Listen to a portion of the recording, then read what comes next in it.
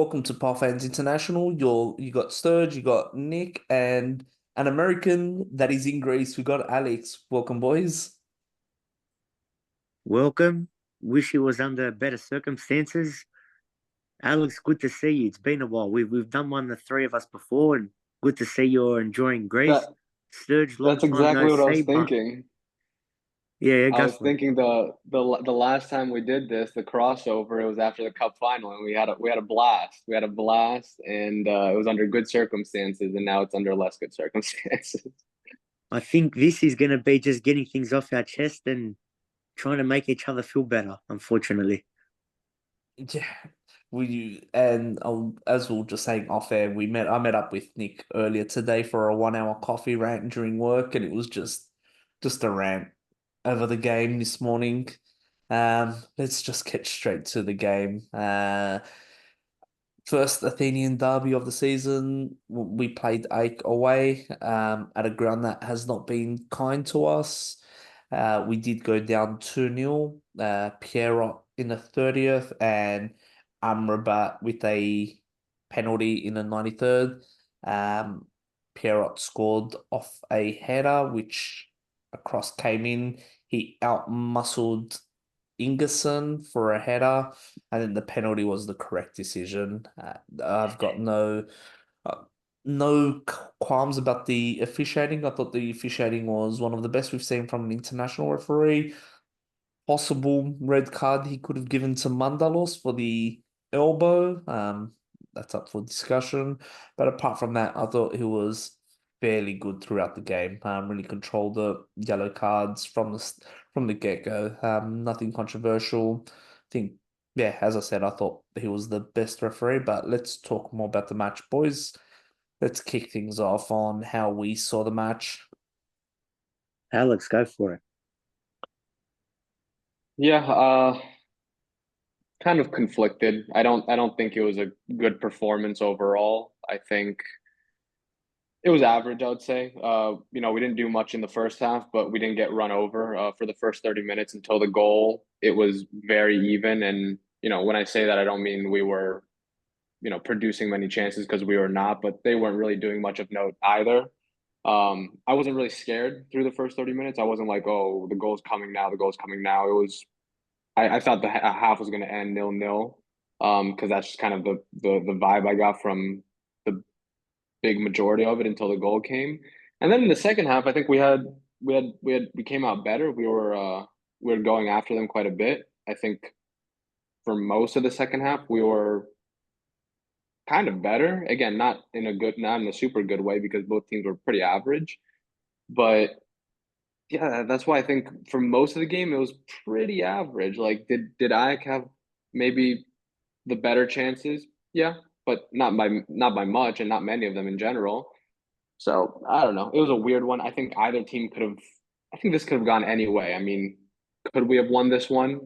Not maybe not, but if this had ended in a draw, I wouldn't have been surprised because they didn't blow us away, and we didn't blow them away. Yeah. It could have easily have been 1-1 on another day, for example, or Or nil nil all. nil.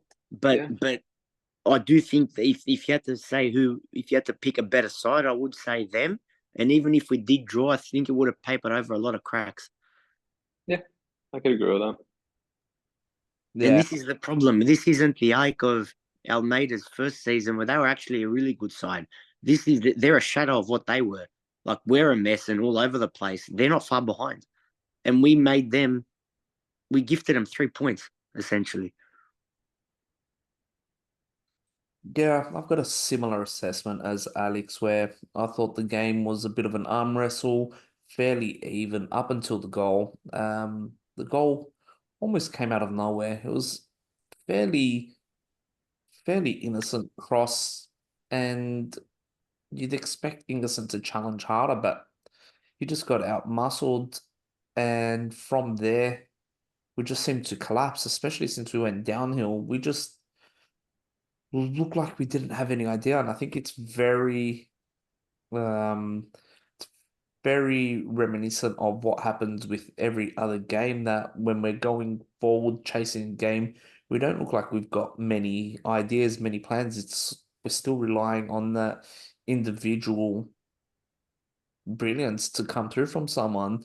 40 is pretty much nullified. He has to get the ball deep and make dribbled runs. There was one that he dribbled past three, four of them, and then I don't know if it was fatigue or something. He just went lame with the shot. I don't think he realized that he beat the players and just got something like barely a touch on the ball.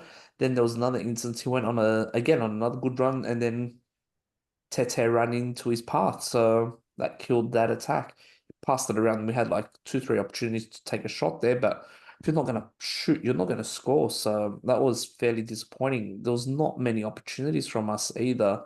Um, Once the second half started, we had two decent chances straight away, and then nothing after that. I don't recall anything big. I think Pierrot had a big one or two chances but failed to connect to the ball, but it was just Piero was getting a lot of chances off of set pieces, which was kind of I don't want to say surprising, but not really the problem we had identified in recent weeks. You know, we talked so much about the transition defense and all of this.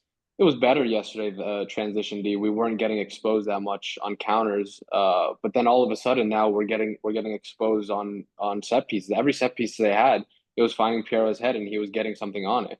So that's a new problem now.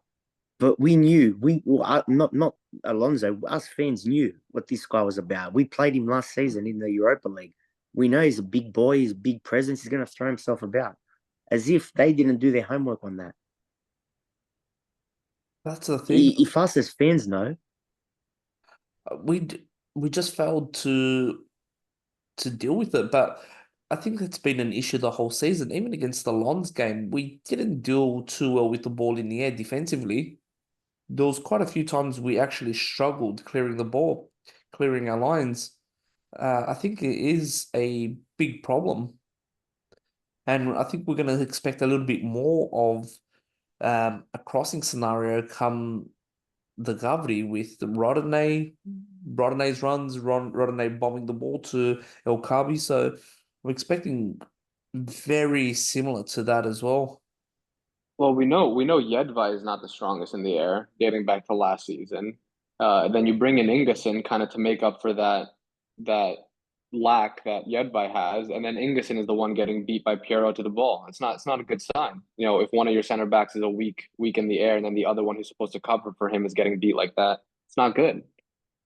we said last week, Alex, Aral center back, Maximovic as the center defensive mid.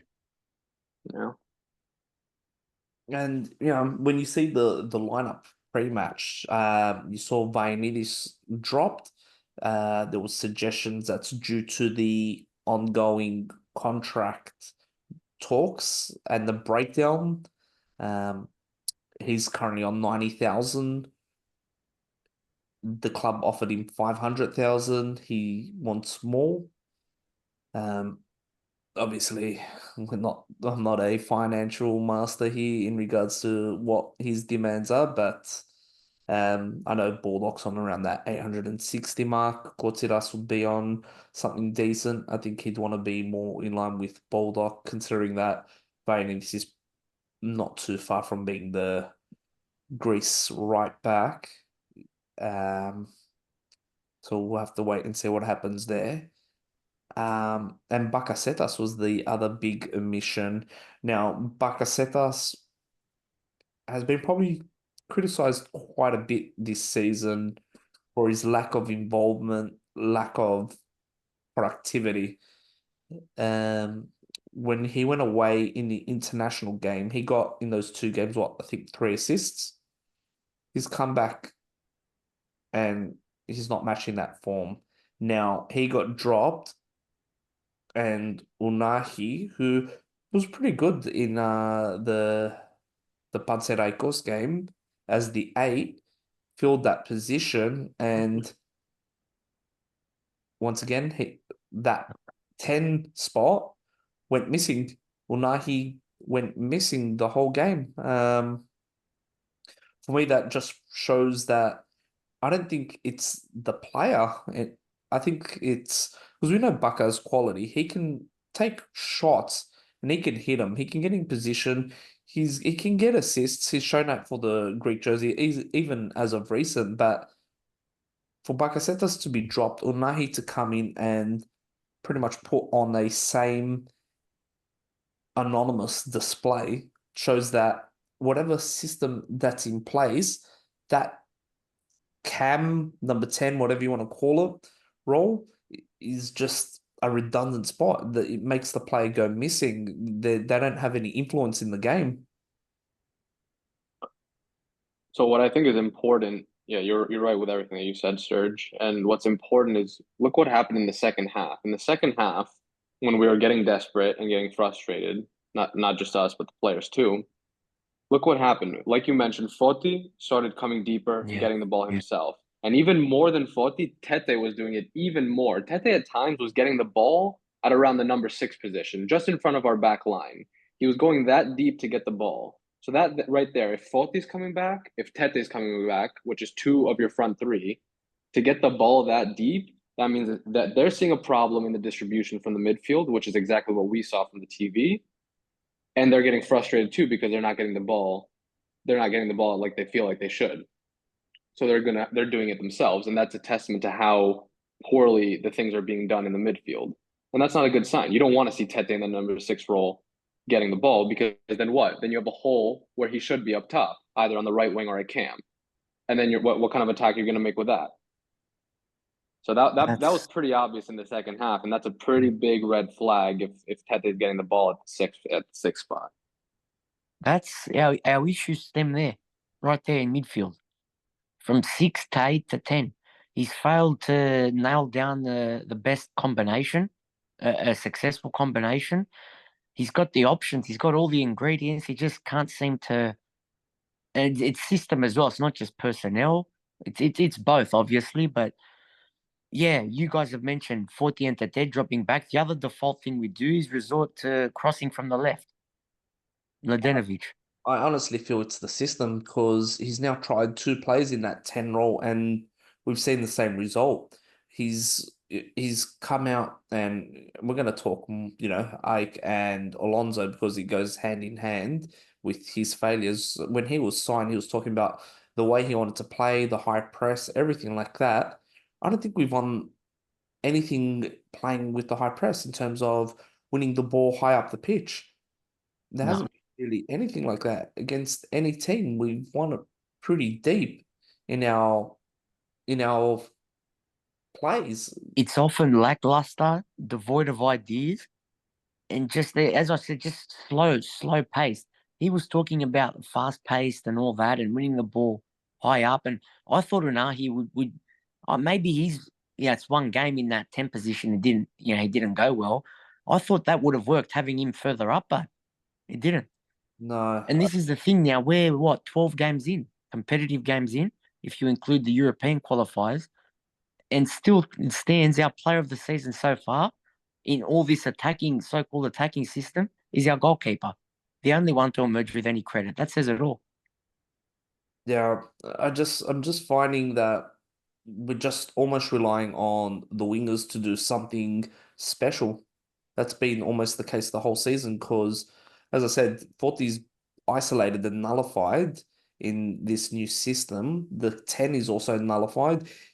Forti was linking up well with Baka at the end of last season when Terim came, brought in Baka. There was a lot of synergy between the players. That was one thing that is missing now. Those combinations, that movement, that short passing.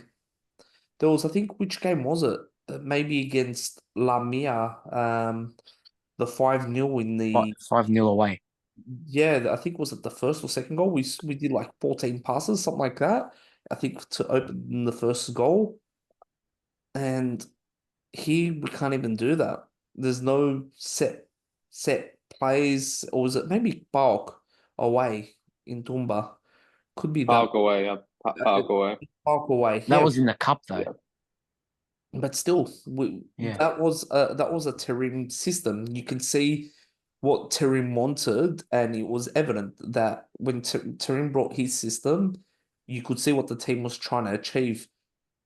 I still cannot see what Alonso's trying to achieve. What does his system look like? Because there's nothing that looks structured well, that the team has an understanding, that the team's gotten involved, all the players know their roles. It just still looks like that some players are just following orders, but then don't know what they're doing. You know what I find weird? I found weird about this game that we some things went better than they went in other games, and they're mostly just statistical things which don't tell the full picture. But in this game, we had the bigger share of possession against an AEK who likes possession also and was also playing home. So I think it was 56 Yeah, 40 yes. 44, I think. So, which is kind of surprising based on the whole narrative that we've been saying about the games leading up to this one. Okay, they had the share of shots. It was 13-7 total shots, but we had also more passes. We had over 300 passes and they had under 300 passes, but we're not doing anything with that. So we had more possession, we had more passes, yet we're not doing anything with that. And they're still out shooting us almost by double with less passes and less possession. And that's going back to what you're saying, Serge, is that doesn't seem like there's a plan. There's the players know what they're supposed to be doing, because if you have this share of possession and the share of passes, you shouldn't be getting outshot by double almost. Um, and I find that there's a very little off the ball movement, especially from the midfield, something that I called out Baca and Charon for not being good at. And then, like you said, they've been dropped yesterday, and still I'm seeing the same problems out of their replacements. There's no movement in the midfield, and continuously they're just going backwards. The passes are going backwards instead of forwards, and it makes me think of something that Tareem said when he came in. His philosophy was something along the lines of, I only pass forward, I don't pass backwards or sideways. If you're going to pass backwards or sideways, don't do it. Just forget it. He said something like that. And I'm thinking about that now. Okay, of course, this is a different coach, but I'm thinking about that now, and that's what we're seeing so much in times where I'm begging for the ball to go forward. The ball is going backward, but to be fair to the person who has the ball, he doesn't have options because the midfield trio or quad is not making space in the midfield, which was Yes. a problem with Baca and Charon, and it's still the problem with their replacement. So, like you said, Sturge, how much is it the personnel and how much is it the system now? Yeah, because even I'm looking at Aral now. I am a big fan of Aral, but he his performances are completely dropped compared to last year. Last year he was arguably one of our best players. This year, he's a shadow of himself, in my opinion. Defensively, he's less influence on the game. Even when he was playing as the centre back under with Terim, he was still very solid. He made his presence known. He also made his presence known in the six role when he was deployed back there. Now you don't see him influencing the game.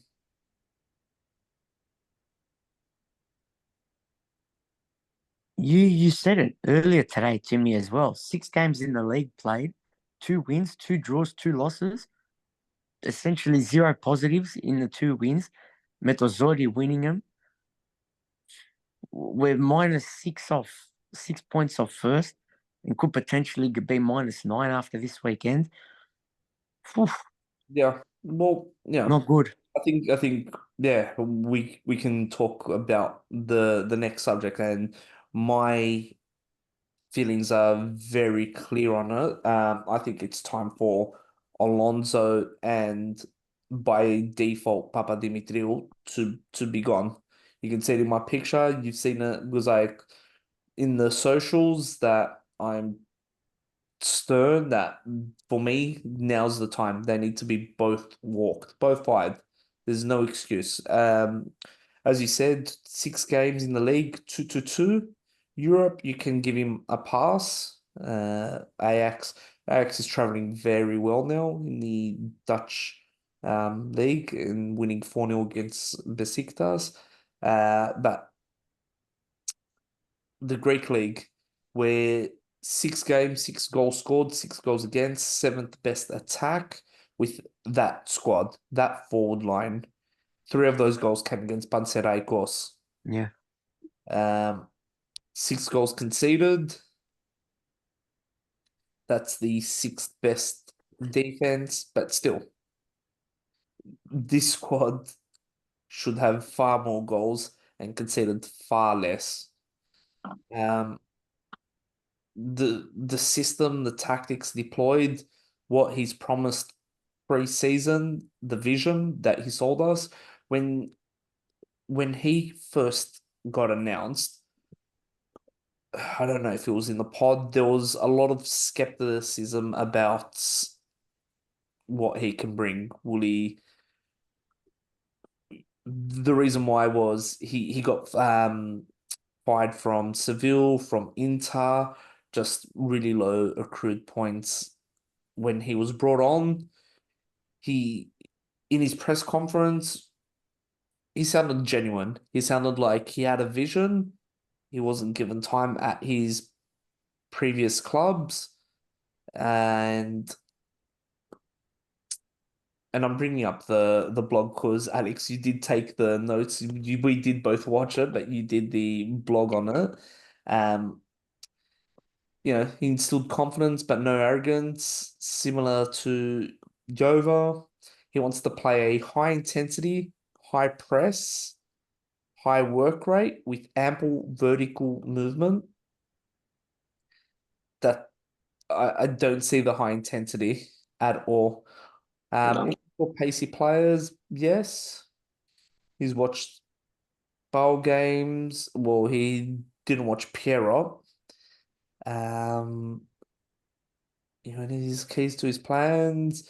But for me, Ioannidis has been really nullified with what is deployed. Called for unity, favors the 4-3-3. Formations aren't important. What's important is how you execute any given formation. Well, I don't see what we're executing with whatever formation, because his tactics in that formation is a bit flawed. That message will be given on the pitch, and this is So I was asked to give a message to the fans. That message will be given on the pitch. Good salesman. I have not seen performances. I think they're the main points. I've not seen performances to justify what he said there. Nick, as you said, the 2 wins in the league that we did win is with the Metouzori. Levidaikos was the last kick of the game off the post, and it just fell into Spora. Unconvincing finish. And he almost missed that. If you look at that, he didn't even look too certain of that finish, but it trickled in. Panathinaikos 3-1 weren't a dominant 3-1. It was not a dominant 3-1. We were lucky it was Jury's brilliance that saved us. It saved us, and in my opinion, that game saved his job. I'm surprised he hasn't been sacked as of yet. I'm keeping an eye on socials, and like I was saying to you guys before we started, I agree with you. I would have sacked him on the full-time whistle of that game. So for Greece time last night, I wouldn't have wasted any time with it. I'll give you guys, after I saw you today, something popped in my head. Both of you guys are smart enough. Bear with me. It might take a while. Both of you are smart enough about halfway in to see where this is going and the bigger picture, though, and who's to blame. 23 months ago, my other club, Aston Villa, Pechtarades. Gerrard was the coach back then. 12 games in. Panathinaikos now 12 games in. Awful start. Panathinaikos, awful start. There was an away game back then, 3-0 loss to Fulham.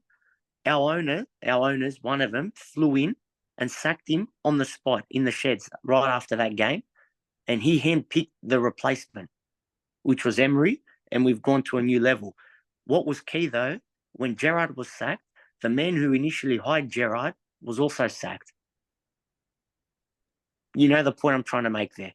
yeah, of course. We saw in the press conference, That's how a serious club operates, and we are not. Papadimitriou was parading him. Now, we only got Alonso as a plan B. Let's But not. There was. this is sorry, Sturge. This is the same Papadimitriou that said he likes the defensive coaches. Well, we were chasing Sarri, so he is like a Jason Alexander, George Costanza chasing Robbie Margot. Like that's what this was happening. Instead of just going for some, someone not in, someone more in his league, he just went for Margot, and it's like, But come we said it back then as well. There was no on. contingencies. Di Marzio came out and said Sarri's not interested. So what did we do? We continued even more. We went back. We wasted more time. We didn't give any other coach a look at that we probably could have. Kovacs was one of them. That's it. That's what I was going to say. It's how we handled that, and we neglected looking at a Kovac option. And you look at some of the quotes in that time, with Jovanovic coming second by 1 point the day after Christmas. Alafuso said, "Topire panotu, topire panomu," essentially. He took it upon himself to fire Jovanovic so we can win the league. After the cup last year, Papadimitriou, live on air, said, "Ξέρουμε τα λάθη μας. Σύντομα, ο Παναθηναϊκός θα πάρει το πρωτάθλημα." We know our mistakes. Panathinaikos will win the league.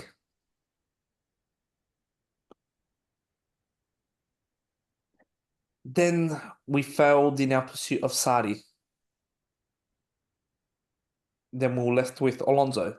He was probably further down the pecking order of coaches that we wanted, but I think with how we pursued Sarri, we must have pissed off a select few that may have been interested in the role.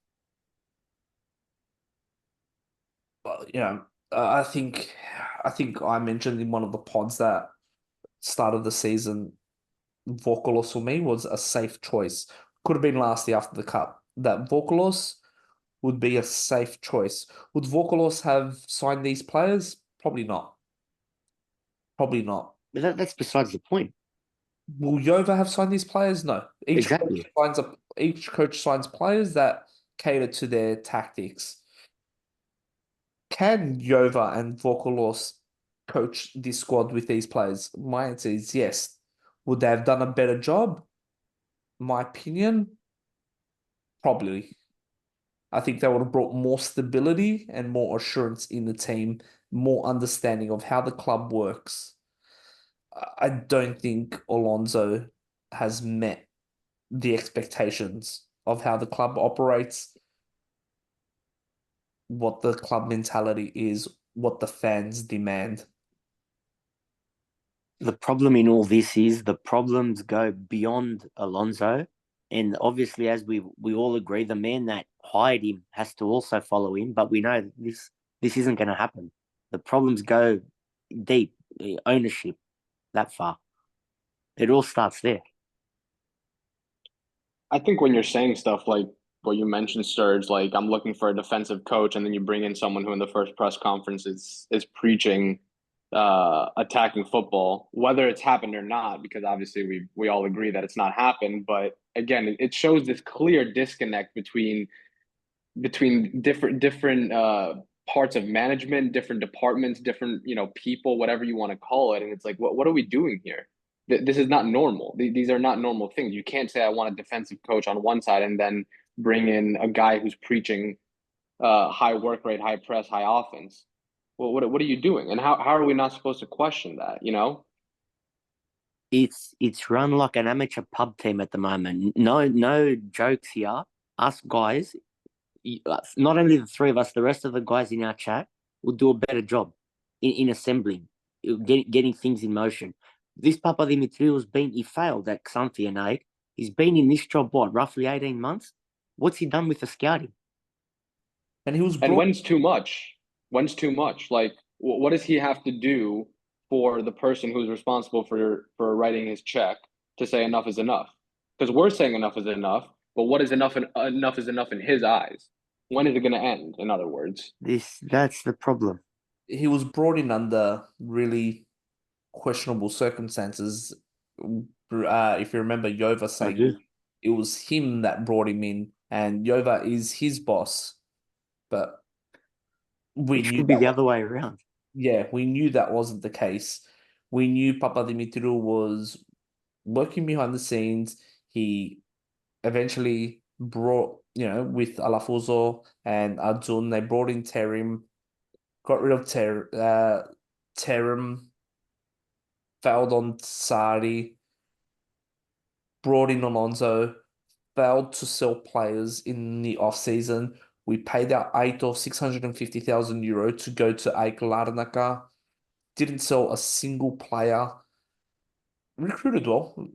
I'll give him props to that. Recruited well, but failed to sell a player. Do you give him credit for the recruitment? Was Bellistri his signing? Was that there his signing? I don't know the details, but definitely Alonso has Pelistri bringing him over. Obviously, we don't know who the negotiators are between the club and Manchester United, but If anything, Alonso's the one that is better than Papadimitriou in the scouting, and he should have we that just role. we discussed this when I did the last pod with Adoni. We discussed this a little bit, and we were saying like, who is calling the shots in terms of the signing? Because some are obviously Alonso, like you said, Pelistri and probably Tete, but others are maybe not Alonso. Like for example, like Max and maybe Unahi.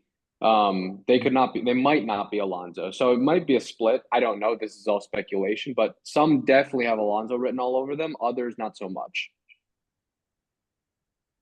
yeah. And Max is another one.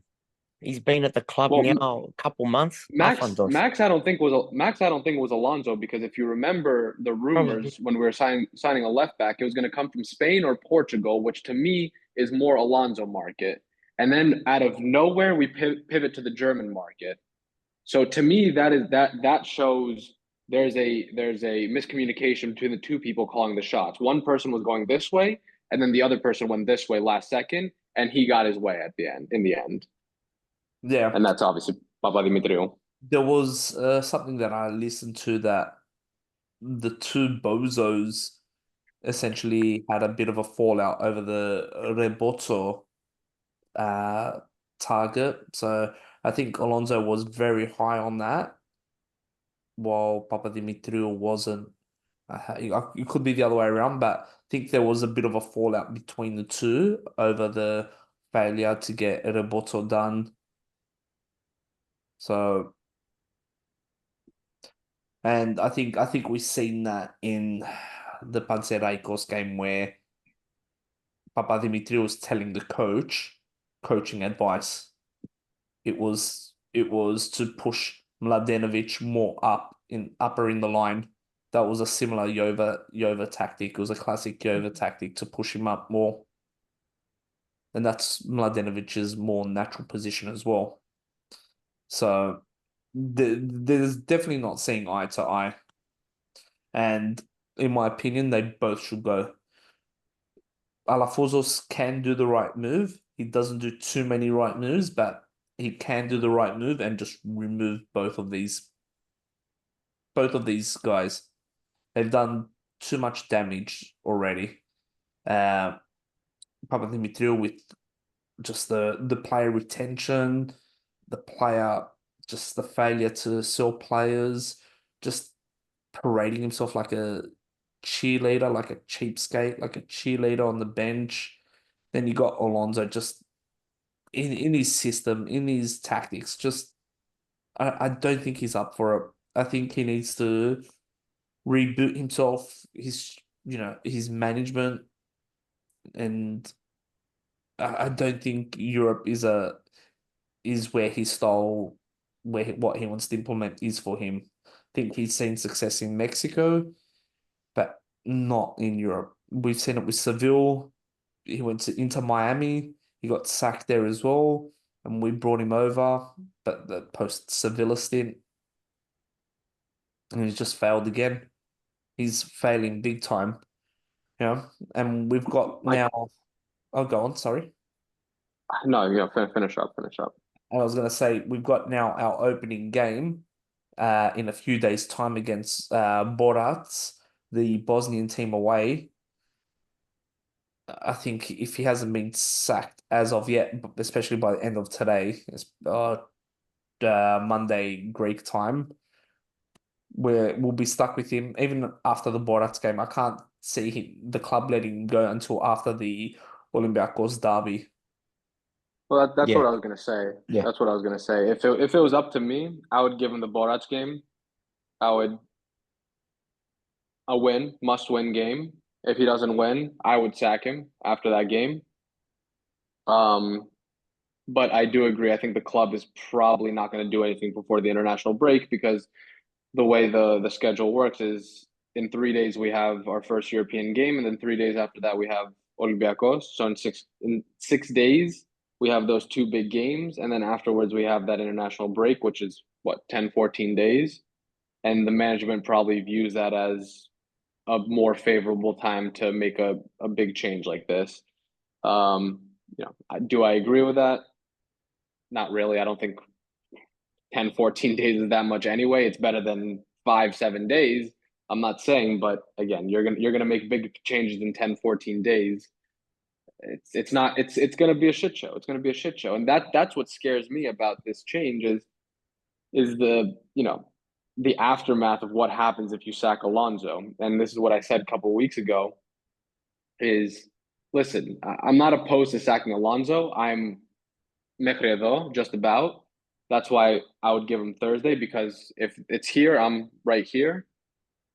But what happens after? What happens after? He's built this team. He's brought in his players, and again, it hasn't panned out. But he's brought in a lot of hand-picked players, and we know what happens when there's a coaching change and there's picked players from another coach. It doesn't go smoothly. We've seen it within this team. It happens in all the teams around the world. So what happens to the personnel that have been picked by Alonso? What does it mean for them under the new coach?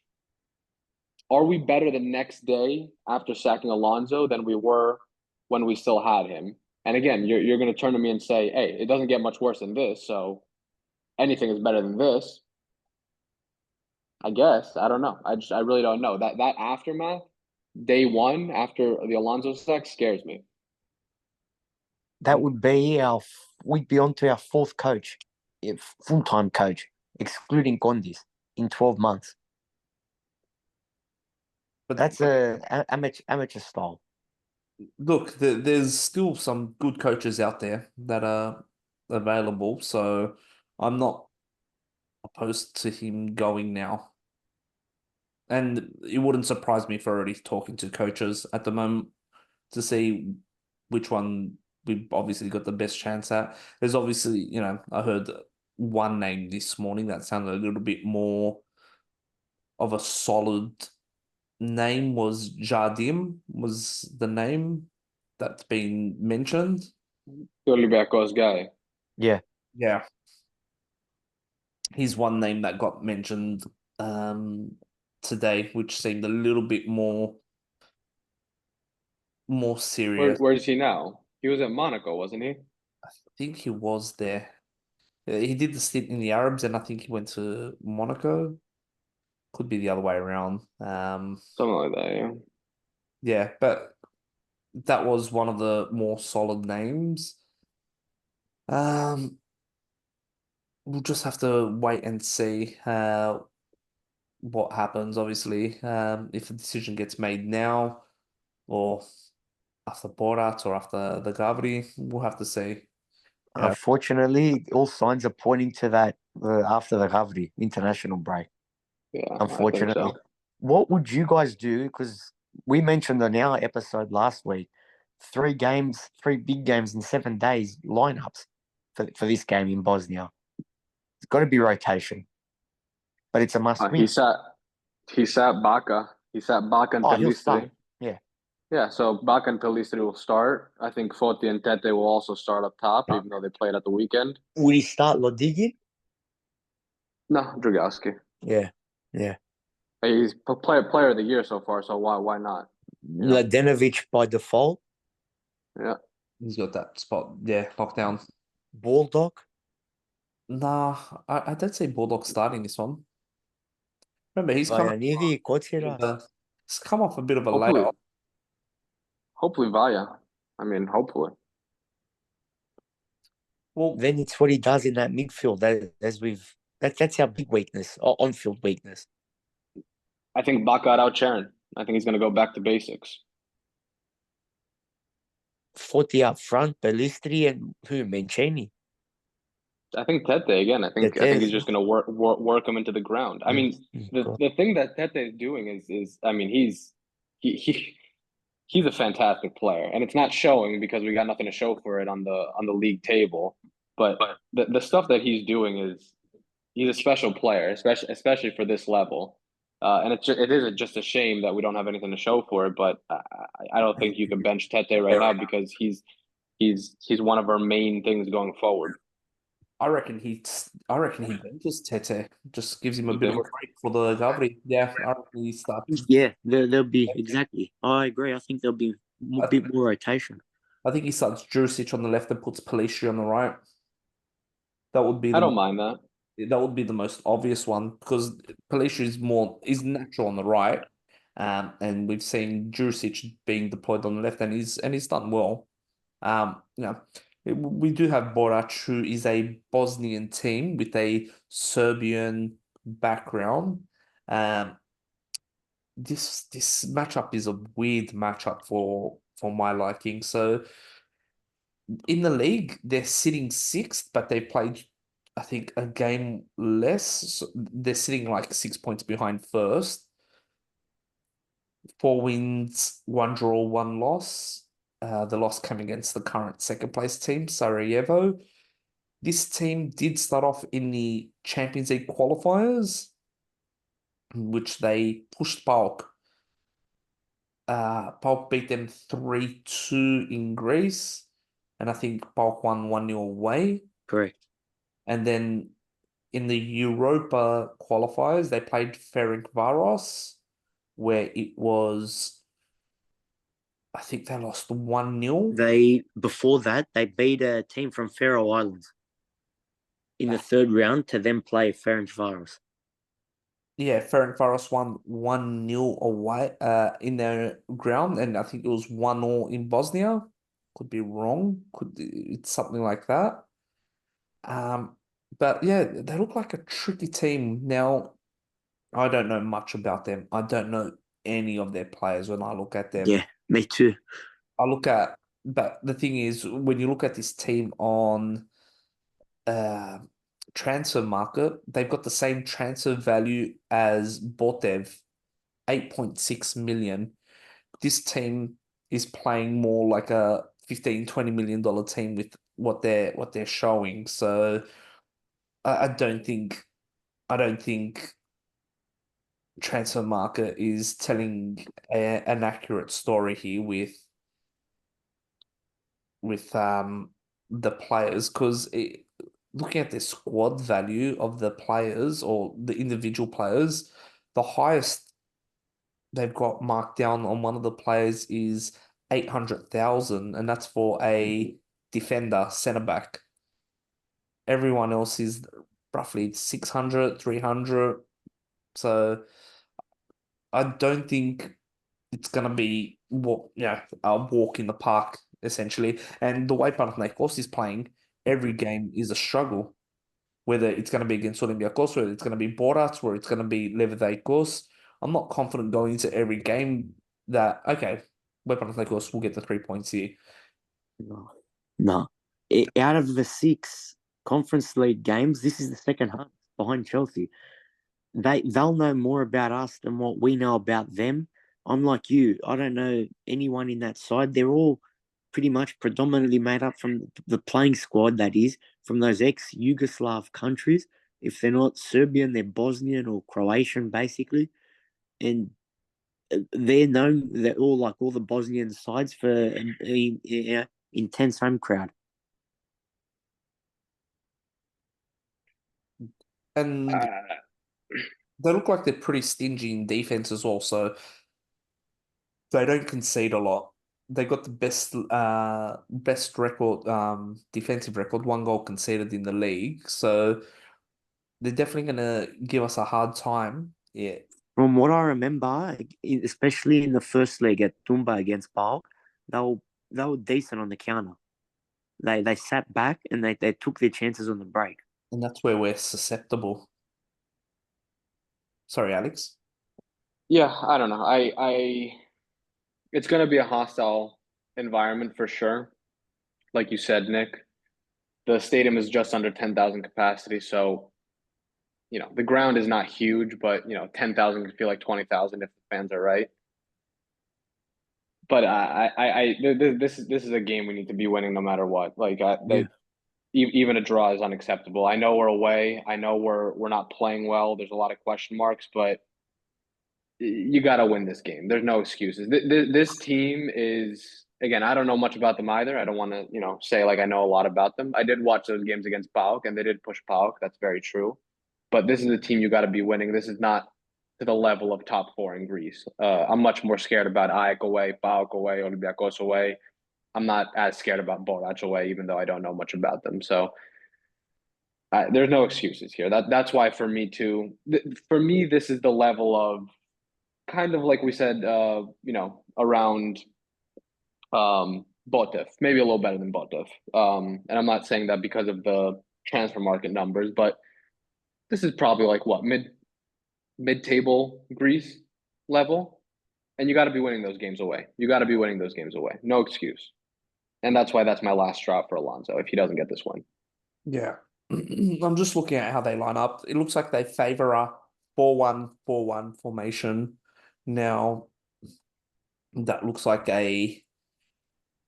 four defenders, defensive mid, a flat four midfield, and a lone striker. I reckon the center mids stay pretty deep and let the wingers stay a little bit more attacking. So I think it's like a similar to a 4-3-3, more of a defensive 4-3-3, but advertised as a 4-1-4-1. That's where I see how they attack, where they just try and condense that midfield and just any loose ball, any attacks, they can spread it out and try and use their flanks. That's just my best guess from just looking at how they're set up formation wise. They'll know more about us than what we'll know about them. They'll know we're going through a rough patch, and they'll try to play on that with the atmosphere and look to attack us. Yeah, but you know what's weird? I wonder how much it looks like a rough patch from the outside. And the reason I say that is because form-wise, we're not bad. And I'm not making excuses. I'm just trying to look at it from the outside perspective, which the reason I thought about this at first is because Conference League made that post a couple of days ago, and they were gassing us up that were undefeated in the last five. This was of course before the AEK game. This was like last Friday or something. And it made me think from the outside perspective, what do we look like? We don't look like that much of a disaster. And if you look at the form, yeah, okay, we have one loss in the past five, but that's pretty standard. No one from the outside is going to be like, oh, that's horrible.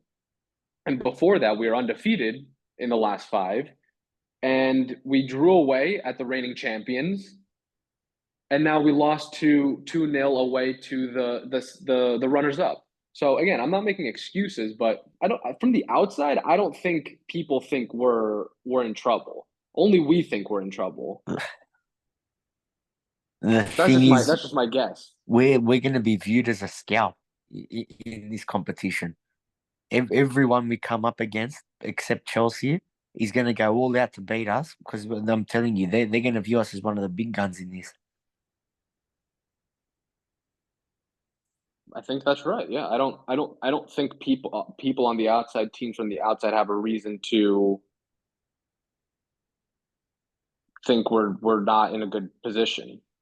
because just if you look at us just on paper, nothing shows that we're in a bad position, but it's more the performances that we're talking about that is what's concerning us.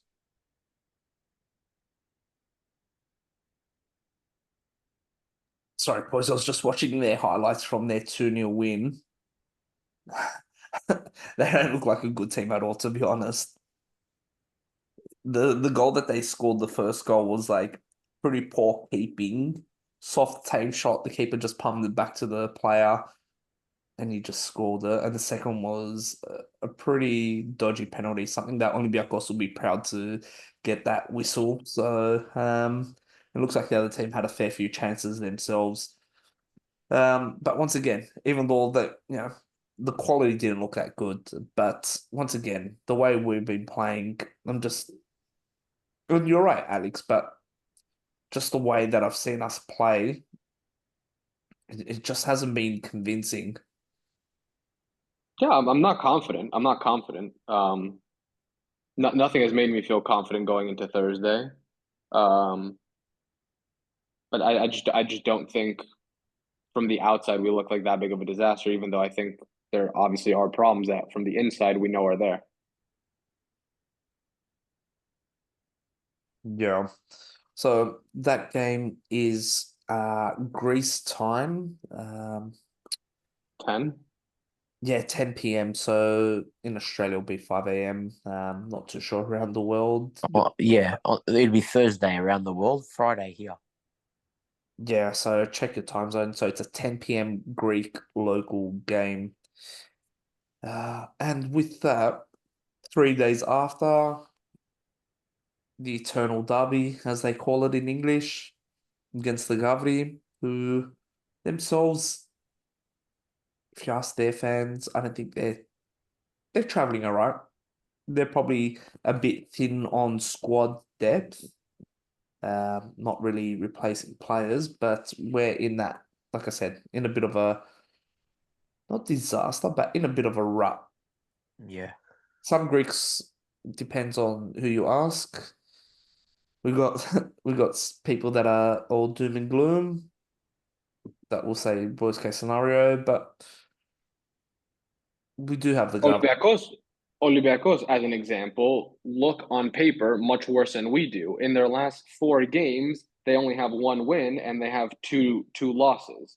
So on paper, if you're on the outside looking in, you think Olympiacos is in a much worse position than we are because on paper their results have been much worse than ours. But in reality, we're in a worse position if you look at it from the inside. Yeah, they're without Gelson Martins. He was originally ruled out. I think pulled muscle or something, so I don't expect him to feature at all. Yeah, like I said, derbies, I feel under Alonso, the two that we watched, I think the performances have been a bit better defensively. There's definitely a shift in behavior in the two derbies, the PAOK and AEK, where we've been tighter in defense, but we haven't really showed much going forward. This one being a home game, I wonder how he's gonna treat this one. Does he try and tighten the defense? Does he go for a smash and grab? Hopefully, like any cheap goal that with the limited opportunities do we have, or is he gonna try and go for a win? Does he go a little bit more attacking? He's obviously gonna say that we're gonna go for the win, whatever, try and please the fans that are already against him, but uh, what does he do? He has to go for the win. And the reason I'm saying that is we've had tough games so far. So we already had to play PAOK, the reigning champion, and AEK, the runner-up, away, both away. Those are two very hard fixtures, and I gave him kind of a pass because I recognize that those are hard fixtures. But you got to look at it this way also. Once the Olympiacos game happens, you're gonna have played 3 derbies in the first half of the season. And if you don't get a win against Olympiacos, let's say we get a draw. Let's just say hypothetically we get a draw. Then you would have taken 2 out of 9 potential points from these 3 derbies. That's a horrible return. Horrible return. So it's a tough fixture. And playing any of the top 4 is a tough fixture. It's a little easier because you're home, and hopefully we could fill out Oaxaca. But if you don't win and you get a return from 3 derbies of 2 out of 9 points, or even worse, 1 out of 9 points, yeah, that's job done right there. What about you, Nick? This is leading on from the Bosnia game. It's how he manages the squad. He's going to play a role as well. If Bakaseta starts in Bosnia, then Unahi plays as the 10, I'm guessing, in this game. He's going to have to attack. Simple. We're the home side.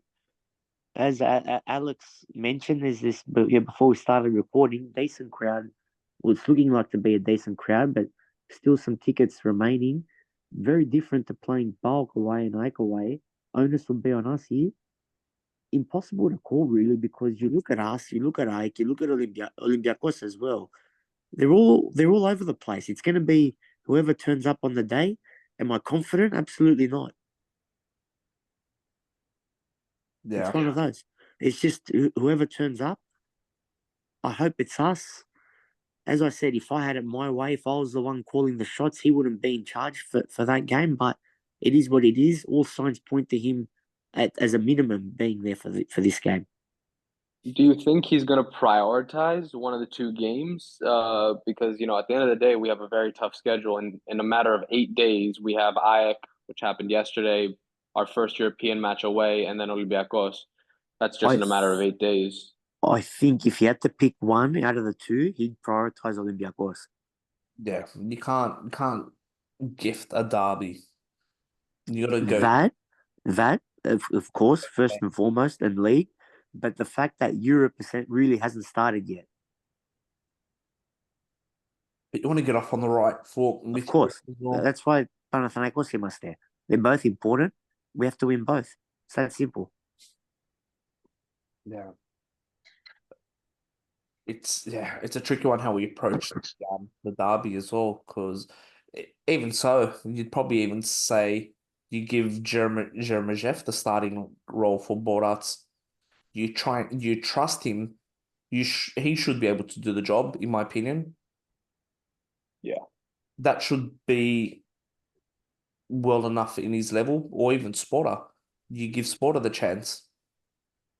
Is he fit again? Yeah, he was warming up yesterday. He was. Both of them, Yeremef and Spar, were both warming up. Yeah, no, I think either of the backups should be able to do it. Hey, at the end of the day, this is like Chelsea coming to play against us. They could play a bunch of their backups and they feel like they can do it. That's why they've left Palmer and a bunch of other guys off their European list. And this is the same situation for us. This is we're the Chelsea and they're the Panathinaikos. Yeah. We should be able to do it with either of the backup guys. It would be very nice to give Foti a rest because he's been worked heavily recently. And if he's rested for Olympiacos at the weekend, that would help us a lot. But I don't know if Alonso is comfortable enough because he feels the heat under his ass. And for him to make that decision to bench Foti in the opening European match is going to take a lot of balls. And I don't know if he has it. I don't know if he has it. I don't know if I would have it, honestly, if I was in this position, because he's feeling it right now. And one misstep could cost him his job, and he knows that. So I just don't know if he's going to have the balls to do that on Thursday. Yeah, that's a very good point. Yeah. Well, That's the same reason why before I said he's just going to go with Tete, he's going to go with Foti, he's going to go with Palistri up front because he's feeling the heat. And I don't know if he has any breathing room to experiment or rotate in what could be his final match. I just don't know if he has that.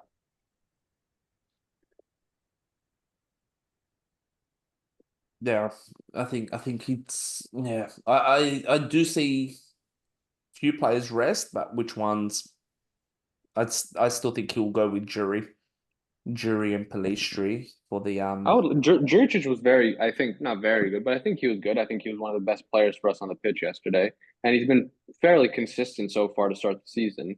So I wouldn't be upset with seeing Jury maybe get the start over Tete, but again, I just don't know if Alonso has the balls to do these things in such a I'm not even gonna give score predictions for either games because, like I said, it's just too hard to even think about winning the games and with how we've been approaching them. So yeah, so the Olympiacos game I believe is had it up. It's Monday. 4:30 thing. So it'll be 9:30. Oh, but there is daylight saving. I believe it's 9:30 local time, the kickoff. No, I think it's 8. I think it's 8:30 actually. Yeah, I know the hours change. We've got the daylight saving, so it is 8:30 p.m. Greece time. Um, any Pu- listening to Australia will be 4:30 a.m. Public holiday for us. Yeah, What, on Monday? Yeah. for New South Wales.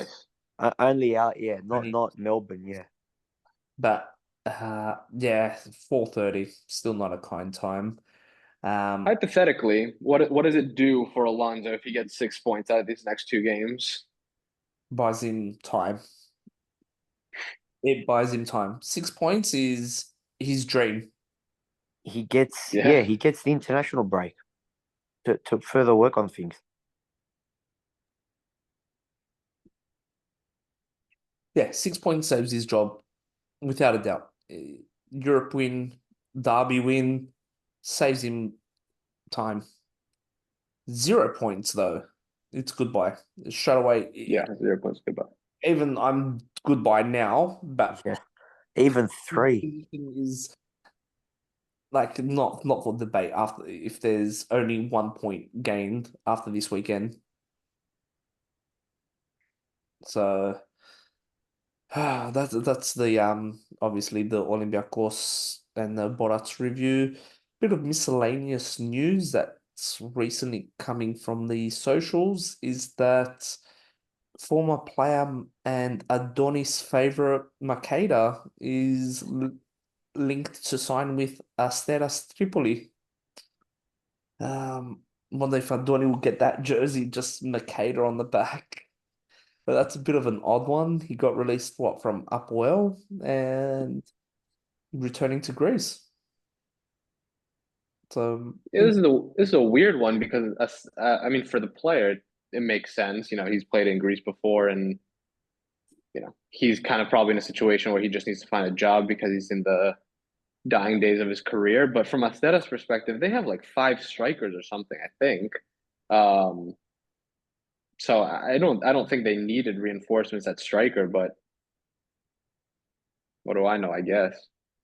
yeah, it was a bit of a funny one when I saw that.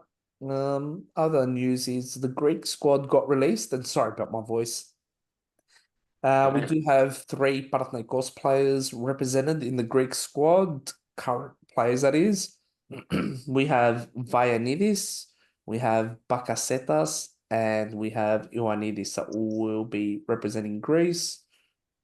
Former player called Belis, Giovannis there as well. So Vlachodimos. Vlachodimos as well, yep. So good luck to Greece. That will be the squad to take on England in England. And or is that England? Yeah, England in England And Ireland at home. in Greece. So no doubt that the Greek boys will be up for that. So good luck to our boys representing Greece and the boys representing their own country, the Slovenians, any of the Serbians. And obviously we want Greece to do us proud in England. A draw would be a good result. A win would be a dream result. But yeah, let's see. Harry Kane apparently is injured, so that's a bit of a thank you for us. But still, they've got Ollie Watkins. They've still got pretty dangerous players there. So also we'll finish up a bit on the basket news. The preseason's just finished. We played a little bit of preseason cup with a few players out versus Gavi. That's their Euroleague. They can celebrate the preseason cup. We'll focus on the two most important trophies, the league and the Euroleague. And speaking of Euroleague, it does return Thursday night, Greek time, 7:45 local time. Panathinaikos opens their schedule against Alba Berlin. The expectation there is a win. Where Panathinaikos, we can talk a bit more confidence on the basketball side as opposed to the football side.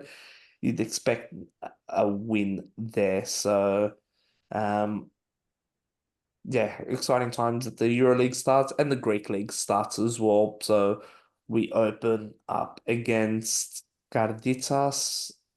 Then once again we play in the EuroLeague against Bayern Munich on the 10th of October. So that's a home game. So we have a fairly soft opening two games in the schedule, considering the stature of the German teams in EuroLeague, not a threat team. So any thoughts on the EuroLeague? Anything basketball wise? Yeah, I mean, there's been a lot of talk about kind of the preseason and the bad performance of the preseason from start to finish. Obviously, we lost most of our games in preseason. So kind of the question is how much concern should there be? Everyone kind of has a different answer. Some people say preseason is preseason and kind of who cares. Other people say, it matters a little bit. I'm kind of the opinion that it matters a little bit. Like it's not a complete write-off, but preseason is preseason at the end of the day. A lot of players have been rotated. A lot of players are getting minutes, short minutes. I look at the game at Kalimarmaro, guys like Moraitis and Samadurov got significant minutes, and Moraitis does not see the court in the regular season. So I think that kind of just gives you an idea of what's going on. Yesterday, we had three big absences. Brown didn't play, Slukas didn't play, and one more, right? So, I'm pretty sure sorry, Slukas did play. Slukas did play. Did he get significant minutes? I don't remember. Yeah, he's one of our top scorers. Anyway, there was some other absences that maybe I'm mixing up Yeah. now. Definitely Brown and maybe a couple others. Eddie So Osman.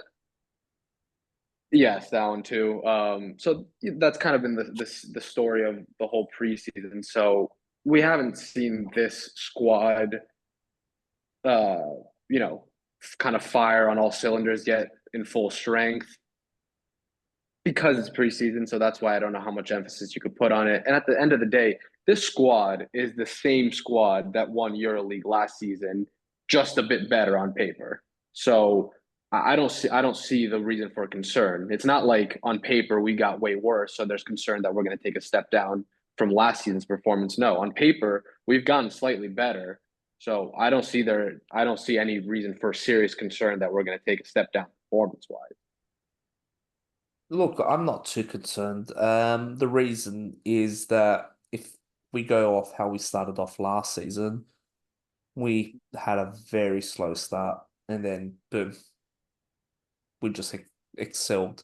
Yeah, it's just players rusting, getting the rust off their legs, new personnel. So we've got at least three, four new players, quality players that have come in. So the does have their, your teething where the synergy needs to build.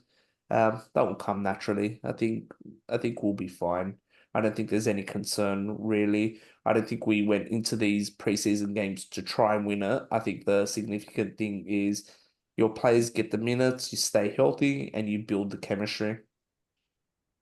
Yeah, I'm not too much of a basketball expert. I know the Alki and Andoni will be able to articulate better what they see with the basket, but the way I see it, I don't think it's any cause for concern. And Olympiacos is better this year. We've said that many times. Adoni says over and over that it's probably Panathinaikos Olympiacos as the two best teams in Europe, and I think a lot of people agree with that. So I think the only concern, I don't think the concern is internal. I think, like I said, we're good. We've only improved the squad from last year, so there's no reason to think that we're going to take a step down. The only concern is that our biggest competitor has also gotten better. Our competition has improved along with us. So the gap has closed a little bit. But again, look at the other teams in Europe. Real Madrid seems like they've taken a step down. Barcelona's taken a step down. Monaco's probably gotten a little better. So, kind of Good look at factor. what other people are doing too. I'd say Fenerbahce has also strengthened. Yeah. So yeah, I think it's going to be an exciting EuroLeague once again. So we'll just have to wait and see what the season has in store for us.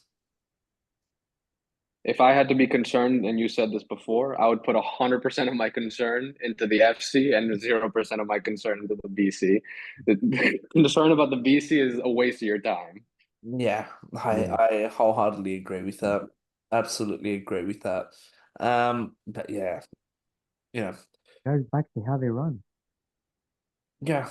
Well, yeah, DPG did struggle a bit. He yeah was making a lot of bad decisions, got the fans offside, and now he's rebuilt that trust. He's brought in the right basketball people, the right players, and a winning mentality. Even the way what they're doing with the basketball, the team, not just the team, it's the off the court stuff, the Waka's being turned green, but a lot of the family friendly stuff. What he wants to do with the Green Project, even the Under the Stars event that was held. The basketball side seems to be just light years ahead of the current football department, which taking the fans backwards. The relationship has never been so. It's you think how can it get worse? It just plunders and gets worse and worse every time. It's soon the club won't have any fans the way it's going, the football department. Soon the basketball team will be the favored team. And The it's already basketball team operates like a global brand, and the FC operates like Ramaithniki. That's the best way I could put it. Like the basketball team honestly operates like some of these NBA teams where they have reach, they have big fan base, they have all this winning mentality, everything from top to bottom, and the FC is just completely opposite. It's crazy to talk about because it's night and day.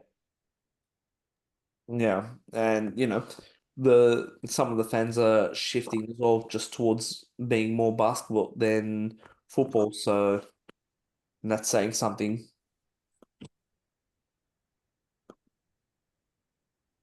All right, boys. Any final messages? Anything you want to finish up with? Good luck for the team in the EuroLeague trying to defend our title, going for the eighth. Naravsame to Ogzo.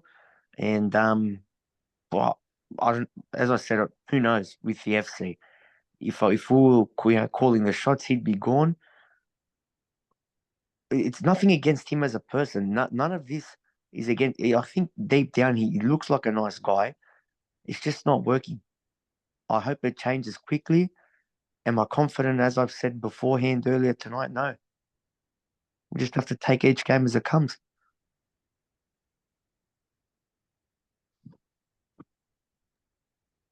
Alex, any final words? I think you'll be going to the derby. Yeah, I don't know. I'm praying. I'm praying for something good on Thursday to make us feel a little more confident for Sunday. I don't know. It's a tough one because I'll never root against a team. I want the team to do well, but if this is not the right guy, this is not the right guy. So I don't want to kind of prolong that. But I'm never going to root against a team. I need a win on Thursday. Very much. A good start to the European season will make me and I think a lot of us feel better. Again, I don't want it to, kind of paste over the cracks. I want the cracks to actually close. Um, but yeah, I'm praying for something good on Thursday, and hopefully that leads to something good on Sunday. Yeah, yeah. I'll probably finish off saying, yeah. Well, yeah, we should be excited that we're finally back in Europe. Europe's back. Uh, it's important that we build our coefficients, just our own personal team one. So we stop being in the unseeded side of any draw. We start being more on the seeded side so we can get some more favorable draws. Avoid your Ajaxes, avoid the Lons. That's obviously What is it for a win? Prize money off the top of your head? Do you know? as money is only it's not that good. Minimal. I Yeah. know, but yeah. exact number you don't know. Same coefficient points with Conference and Europa, especially in the group stages. But the money's better in Europa. So, And but as you pointed out, we didn't get any coefficient points from the qualifying, right? I think Because all those go to the country. Yeah. All the coefficient from the qualifying go to the country, none to the team. yeah, I'm unsure how that works, but we need the points now. So it starts against Borac. We go there with the mentality that the personnel should go there, mentality that they can win. Obviously, the players need to turn up. The tactics have to be somewhat convincing, somewhat that we can get the job done, and that's it. And then we look forward to the derby. That's the way it's got to go. Yeah. It's probably going to still be Papadimitriou and Alonso at the helm. Just got to support the team, not the two bozos there. No, exactly. It is what it is with that. It's not. We're not going to say, "Oh, we hope we lose just to prove a point." No way. No, I can never root against this team. Exactly. No, definitely not. All right. I think we can end it with that. Thank you, boys. Alex, pleasure that you joined us as well. For Thank you, those boys. thank you very much. Don't forget to share and leave your comments. Thank you all.